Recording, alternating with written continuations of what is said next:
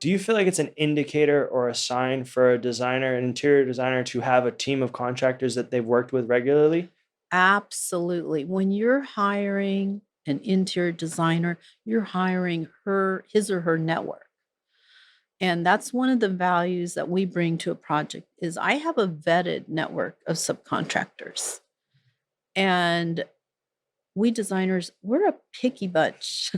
Yeah, I'm aware. I'm sure you're Very aware, aware. right? I admire it though. We're looking at 1/8 inch grout joints. Hmm. We're looking at corners and edges. We're looking at how that painter is painting.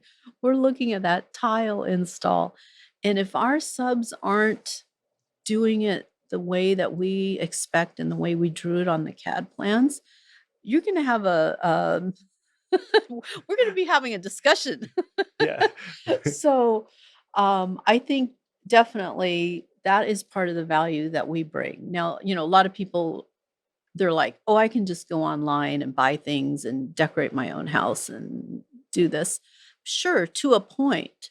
But you really, when you want to add value to your house, you want the level of finish to be a certain quality. So you need that designer to be your advocate and your conduit with the subcontractors and contractors and ensure you get the best quality. Yeah, it makes sense. I mean, the Yeah. goal of having kind of a package and not having a designer that has, Oh, yeah. Yeah. I mean, we've all done it. I mean, in my course of my 20 years, have I brought in a sub that didn't perform? Sure. I thought they would perform, but for whatever reason, they had an issue and it didn't turn out the way it was supposed to. So immediately I bring in another sub and we fix it and we do it on our own time. So we try to work with the A team. We don't want the junior varsity team. Yeah, exactly.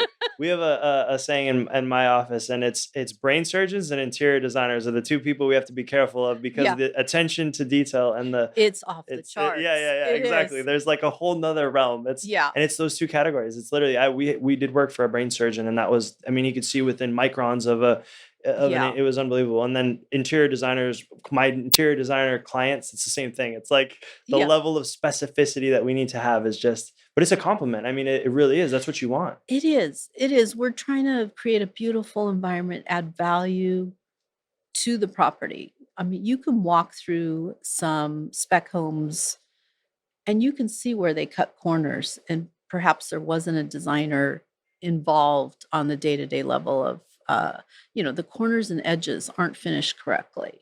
The paint is messy, or you as a mason, you've probably seen things that it's just not finished right. So you really want to trust your designer that attention to detail is one of their priorities. And also, another thing is we specify certain products for a reason. And a lot of times, if you're working with some subs or contractors you don't know, they might try to do the old switcheroo.